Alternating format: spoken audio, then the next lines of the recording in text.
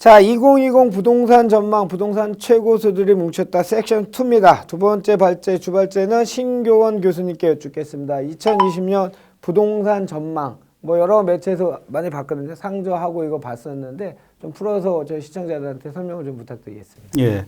저는 이제 부동산 전망할 때는 이제 거시경제를 가장 중시합니다. 네. 거시경제를 가장 중시하는데 올해만큼은 그게 아니고 정책 변수가 제일 우선돼야 되는 게 아니냐. 올해는 이제 그만큼 불안하다입니다. 정책은 뭐 좀 이따 말씀드리고 거시경제와 관련 지어 말씀드리면은 거시경제가 올해는 좀 좋아질 것 같아라고 예상은 하지만은 과연 한 3%까지 가겠느냐. 거기에 대해서는 불안한 그게 많고 거시경제가 좋지 않으면은 집값은 상승하는데 한계가 있다는 게 일반적인 시각입니다. 그리고 이제 거시경제가 우리가 지금까지 좋지 않았는데 최근 몇 년간 많이 올랐다. 이 부분에 대해서는 좀 의구심이 좀 있습니다. 왜 그런가 하면 좋지도 않은데 왜 올랐을까? 그건 이제 뭐 보통 유동성으로 해석하거나 정부의 규제 때문에 올랐다라고 보통 많이 보고 있는데 이런 추세가 올해도 계속 갈 것이냐. 거기에 좀 한계가 있지 않겠나라 보여집니다. 선진국 대도시들을 보게 되면은 최근 한 5년, 7년 간이 이제 엄청나게 폭등했습니다. 서울의 상승은 뭐 비교도 안 될 정도로. 근데 모든 자산이 그렇듯이 이제 특히 유동성에 의해서 올라간 자산은 중간에 가다가 좀 쉬었다 갑니다. 쉬는 것이 이렇게 가다가 옛날은 이렇게 쉬어갔는데 요즘은 이렇게 좀 쉬어가지 않겠냐. 그러니까 선진국들은 특히 한 8, 90년 기록을 보면은 이렇게 올라가거든요. 빠질 때도 이렇게 빠집니다. 그냥 쭉 빠지는 게 아니고 빠졌다가 살짝 올랐다가 다시 빠졌다가. 랠리가 계속된다. 그렇죠. 사이클을 그리면서 가는데 우리 같은 경우에 최근 3년간 좀 많이 올랐다. 특히 이제 작년은 사실 저는 거의 뭐 보합이나 조정 정도로 보고 있습니다. 2019년 같은 경우에는 서울의 아파트가 뭐 기껏 2%째 정도 상승했거든요. 최근 한 30년 이상의 평균을 보면은 대략 한 4% 내외로 서울 아파트가 움직였는데 뭐 재작년까지는 뭐 18%, 뭐 15% 이렇게 막 뛰었지만은 작년은 좀 상대적으로 안정세였다. 그렇다면 이 안정세가 올해도 가지 않겠는가. 올해가 근데 뭐 거시경제가 확 좋아질 가능성은 별로 없으니까 조정을 받겠다는 게 하나가 있고 또는 이제 또 선진국들도 한 2년 전부터 조정을 받기 시작했습니다. 뭐 선진국 대도시 중에서 뭐 뉴욕이나 이런 경우에 거의 한 5% 가까이 조정도 받고 있고요. 그럼 우리도 이제 지난 몇 년간의 상승에 따른 부담으로 좀 조정을 받아야 되는 게 마땅하지 않냐라고 보여집니다. 물론 이 조정이 1년에 끝날지 2년에 끝날지 3년에 끝날지 뭐 끝나긴 끝납니다. 그 20세기 초반에 뭐 대공황 같은 경우에도 어떤 사람은 한 20년간의 조정이었다 이렇게 보는 시각도 있으니까 어차피 상승하는 게 있어가지고 조정이었다 보는 시각도 있거든요. 그래서 뭐 나중에 재차 상승은 하겠지만은 당분간 어렵지 않을까라고 보는 게 거시경제와 관련돼서 보는 겁니다. 근데 이제 문제는 이제 정부 정책입니다. 정부 정책이 사실 작년에 나온 12, 16 대책은 상상도 못했던 정책입니다. 이건 정말 공산권에서도 거의 쓰지 않는 정책인데 뭐 1, 2차 대전 때 유럽에서는 굉장히 강력한 대책을 했습니다. 미국이나. 그때도 이런 제도는 없었습니다. 그냥 뭐 상한제, 가격 상한제 정도로 했다가 나중에 이제 굉장히 더 역효과가 나고 서민들이 더 죽음으로 내몰리니까 그런 정책을 폐기하고 지금의 선진국 정책이 됐는데 우리가 작년에 나왔던 정책은 그야말로 교화세도 없고 상상도 못하고 그 파급 효과가 어떻게 갈 것인가에 대한 예측도 불가능합니다. 그리고 올해는 뭐 우스갯소리로 그런 얘기도 합니다. 뭐 강남구를 찍어가지고 9억 이상은 주택거래 허가제를 하지 않겠냐. 그야말로 모라토리움을 다 선언해버리고 그냥 스톱시키는 정책. 뭐 이런 것들이 간혹 개발에서는 그런 모라토리움에서 그런 제도를 쓰긴 씁니다. 토지거래 허가도 있긴 있지만은 그것보다 더 강력한 대책도 나오지 않겠냐. 이런 소문까지 나옵니다. 그렇기 때문에 올해는 철저하게 정부 대책의 눈치를 보는 시장이 아니겠느냐. 그래서 뭐 전반적으로 보면은 거시경제가 좀 약하긴 하지만은 시장은 극도의 불안정을 보일 가능성이 높다. 그래서 이제 예를 들어서 재건축 시장이 이제 규제가 더 강해진다. 그럼 재건축 시장 중에서도 그걸 피해간 시장은 폭등 양상이 나타날 거고 규제를 맞는 데는 폭락 양상.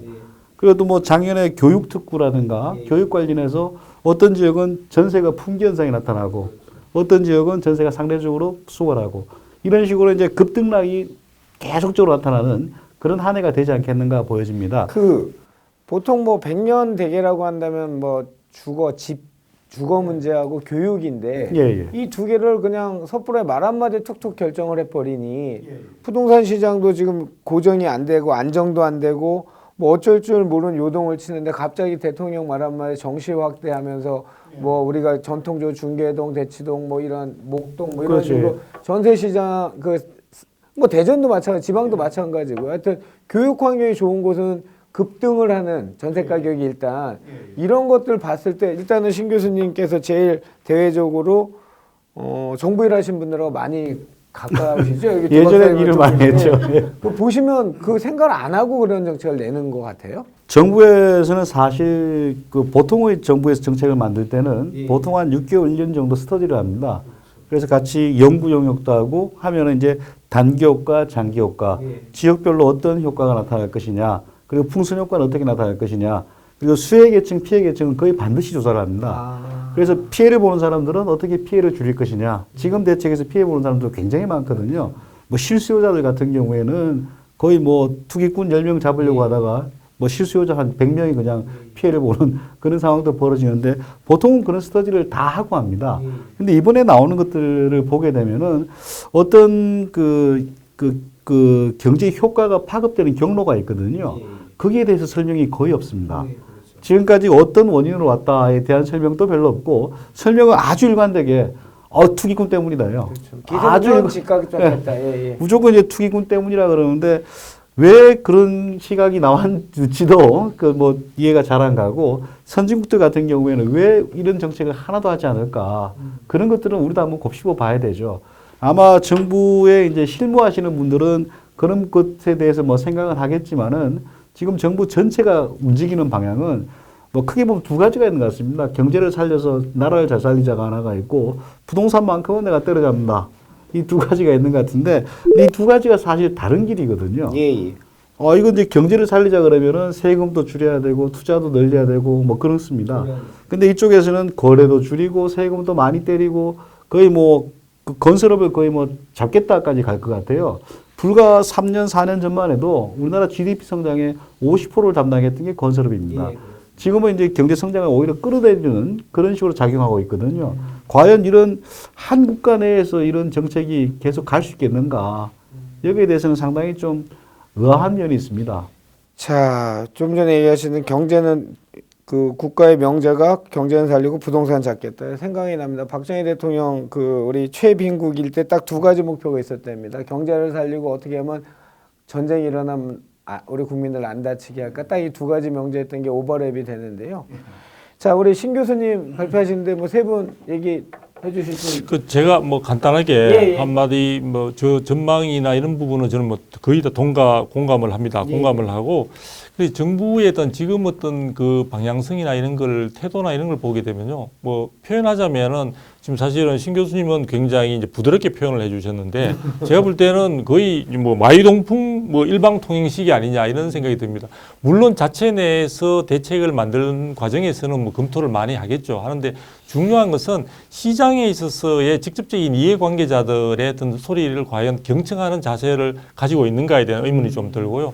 우리가 11월 6일 날 그 사실 분양가 상한제 민간택지 확대 적용을 정말 더 추가적으로 하는 그런 대책 발표도 예상치 못하는 순간에 갑자기 이제 엠바고가 찍히면서 발표가 났던 그래서 충분히 시장에서도 그 발표 부분을 예상을 못했던 시점에 있어서 발표를 했던 그런 점들도 있었거든요. 그래서 제가 볼 때는 일단 뭐 다른 건 다 좋은데 스프라이즈 이런 거 별로 좋지 않습니다. 이거 당하는 사람은 굉장히 고통스럽기 때문에 놀라고 스프라이즈 별로 안 좋아합니다. 그래서 이 부동산 정책만은 그래도 시장에서는 안정이라는 단어 정부도 많이 쓰고 그렇죠. 정부가 시장에서도 가장 원하는 건 안정이에요. 안정이기 때문에 제가 뭐 진통제를 먹어서 안정하지 않더라도 안정할 수 있는 그런 쪽에 정부가 발표 형식이나 발표 내용을 조금 담아줬으면 좋겠다 이런 생각이 듭니다. 알겠습니다. 또 우리 심 교수님께서는 이제 올해가 이제 좀 조정 국면으로 판단을 하시는 것 같은데 약간 저는 의견이 약간 다릅니다.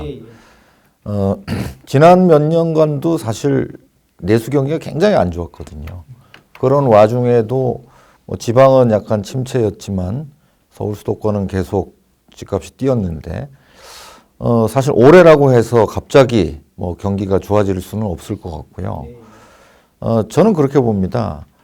결국 시장 내부에서 매수세라는 거는 실수요자의 매수라는 거는 큰 변동이 없다고 봐요. 뭐 우리가 인구가 크게 변하는 것도 아니고 현재 뭐 금리 상황이 크게 바뀐 것도 아니고 그런데 지금 크게 변한 거는 매물이 나올 수 있는 환경이라고 보거든요. 2012, 13년도까지만 하더라도 그때도 뭐 내수가 썩 좋지는 않았지만은 매물들이 나왔었어요. 그런데 이제 17년 파리 대책 이후에는 양도세, 중과세가 시행이 됐고 매물이 나올 수 없는 환경으로 바뀌었다는 게 저는 제일 중요하다고 보거든요.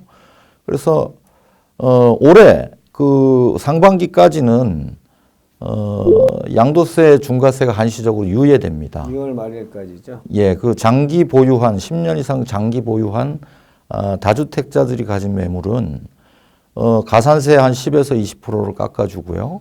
또 장기 보유 특별공제 혜택 30%를 주지 않습니까?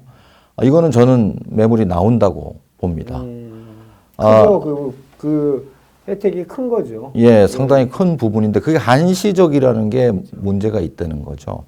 그 이제 6월 30일까지 잔금을 해야 되는 부분인데 그러면은 일정 기간 동안에는 매물이 나올 수 있겠지만 그 시간이 넘어가면 다시 똑같은 양상으로 간다는 거죠. 경기는 엄청 안 좋은데도 시장에 매물이 없는 거죠. 매물이 없으면 실수요자들이 결국은 없는 매물에서 경쟁을 붙어야 되는 거고요. 그럼 또 가격이 오르는 양상을 보이면 투자 성향을 가진 분들은 몸이 닳게 되거든요. 투자자들은 사실 뭐 투기꾼 어쩌고 도덕적인 프레임을 씌우는데 돈이 되면 하고 돈이 안 되면 안 하는 거죠. 시장은 도덕적인 곳이 아니죠. 그렇죠. 그러면 그럴 돈이 되는 환경이냐 아니냐가 더 중요한 건데 저는 올 하반기에는 좀 속된 말로는 말짱 도루묵이라고 생각하거든요. 다시 규제 그 약발이 떨어질 것이다. 예, 그래서 경기가 나쁨에도 불구하고 수도권은 오를 수 있는 환경이고 또 올 하반기부터 지방도 보면은 그동안에 좀 입주량도 많고 전세가도 안정돼 있다가 하반기 이후에는 지방도 전세가가 좀 불안해질 수급 요인을 갖고 있거든요. 그래서 한 20몇 년 만에 이제 그동안 수도권과 지방이 막 따로 놀았는데 같이 동반 상승하는 첫 해가 되지 않겠는가. 동반 상승. 예. 저는 뭐 작년보다도 수도권, 서울 수도권의 아파트값 상승률이 낮을 것 같지는 않아요. 전영규 대표님도 한 말씀 어떻게 부동산 시장 어떻게 보십니까? 부동산 시장 먼저 말씀드리기 전에 기본적으로 우리나라의 부동산 정책은 상당히 좀 문제가 많은 것 같아요. 그 헌법에 보면은 국민의 재산권은 법률로서 보호된다 이렇게 표현을 하고 있고 그 제한하는 이유로는 공공의 복리나 뭐 이런 걸 이유로 해서 제한될 수 있다고 되어 있는데 이 12, 16 대책을 이렇게 살펴보면은요 그 전부터 쭉 이어온 정책이에요. 주로 이주비 대출하고 이 부분은 실질적으로 여러분들 잘 지켜보시면은 법률 개정 내용을 한번 살펴보세요. 법률이 아니고 은행업 감독 규정이나 상호저축은행 감독 규정, 규정이나 예규를 갖고서 국민의 재산권을 좀 침해를 하고 있어요. 만약에 그래서 이 대출 부분을 갚지 못하거나 못해서 경매가 되는 경우에는 재산권이 침해를 받게 되는데 이런 부분은 어떻게 해결할 것인가 하는 문제는 아무도 없어요. 그래서 결국은 이주비 대출로 규제를 통해서 재산권을 제한하거나 또 한 가지는 그것만 끝나는 게 아니고 세금을 더 부과하고 싶은 이런 생각을 갖고 있는 것 같아요, 정부는. 그래서 이번에 쭉 올해부터 진행되는 사항들 좀 살펴봤어요, 제가. 어떻게 할 것인가. 공시가격제도의 관련된 법률을 개정을 해서 실제로 분양가 상한제를 상당히 앙등시키는 이런 요인 하나 하고요. 그 다음에 그 지방세법하고 시행령을 개정을 해서 3주택까지도 하면 말이 없었는데 4주택의 경우는 취득세를 4%로 내도록 이렇게 하는 제도를 지금 시행을 했습니다. 그래서 그래 놓고 그 반대급부로 LH 그 매입형 가로주택 정비사업을 활성화시키겠다. 그렇죠. 뭐 이런 얘기하고 그다음에 그 재건축은 외에도 재개발의 경우에도 초과이익 환수에 가는 부분을 용역을 줘서 지금 진행을 하고 있거든요. 이런 네 가지 요건을 살펴볼 때 기본적으로는 재건축 시장은 상당히 지금 어려워요. 예를 들어서 분양가 상한제도 그렇고 재건축 부담금도 그렇고 실질적으로 사업은 추진하고 있습니다만은 이런 말씀을 드려서 어떨지 모르겠는데 주민들은 가격이 오르면 팔고 나가겠다는 생각이에요.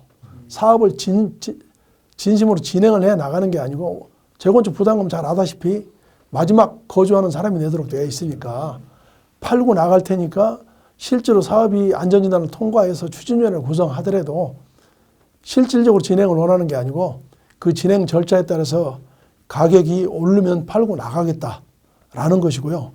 또 한 가지는 재개발의 경우도 부담금을 부과를 할 수도 있다고 하는 엄포를 지금 놓고 있는데 이걸로 인해서 오히려 거꾸로 재건축에서 사람들이 빠져나가면서 풍선 효과로 재개발로 올마 붙고 있어요. 그 부분을 보면은 부동산에서는 매수의 요인으로서는 심리적인 요인도 상당히 중요하게 생각하지 않습니까?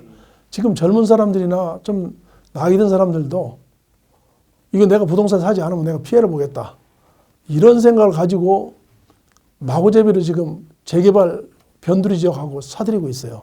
그래서 이렇게 살펴보면은 가장 큰 쟁점이 앞으로 문제가 될 게 뭐냐면은 그동안의 재개발 사업장들이 진행이 안 돼서 쭉 스톱되어 있었어요. 근데 이제 막 진행이 돼서 사업시행 인가를 신청하고 하는 이 즈음에 와서 어떤 문제가 발생이 되냐면은 정비구역이나 예정구역이 해제된 지역에서 막 때려 다세대나 연립주택을 줘놨는데 이게 하나도 분양 대상을 못 받는단 말이에요. 이렇게 되는 경우에 사업시행 인가를 받고 이제 막 공급을 하려고 하는 찰나에 분양을 못 받게 되면서 대규모 사업시행 인가나 관리처분 취소송이 벌어지지 않을까 싶어서 그래서 제가 말씀드리고 싶은 것은 향후에 재건축 사업은 상당히 어렵고 가수요만 촉발시키기 때문에 가격이 일부가 올라간다 하더라도 오히려 재개발에서 이 부분을 가지고서 견인하지 않을까 저는 그런 생각을 하고 진행을 하고 있습니다. 알겠습니다. 두 번째 신교원 교수님께 드린 질문 2020 부동산 전망. 신교원 교수께서는 거시경제를 원래 더 상위에 놓고 고려를 해야 되는데 현재 정책은 정책 변수가 가장 큰 변수로 보여지고 신 교수님께서 보신 그 몇 년간 가격 상승은 뭐 여러 가지 이유가 있겠지만 이런 규제들로 인해서 2020년엔 일정 한계점이 오지 않을까, 조정 국면이 좀 이어지지 않을까, 뭐 요 정도로 정리하면 되겠죠. 그다음에 정부 정책적인 측면에 봤을 때 현 정부의 목표는 딱 두 가지다. 경제 살리기와 부동산 가격 잡는 거다. 그래 뭐 여러 가지 주택거래 허가제를 실시하는 예상 시나리오도 나오고 있는데 시장이 큰 정부의 눈치를 보는 시장이 될 것 같고 시장에서는 극도의 불안감을 느끼는 불확실성이 굉장히 내재된 시장이 될 것 같다. 뭐 이렇게 마무리하겠습니다. 예. 자, 두 번째 신교훈 교수님의 2020 부동산 전망까지였습니다.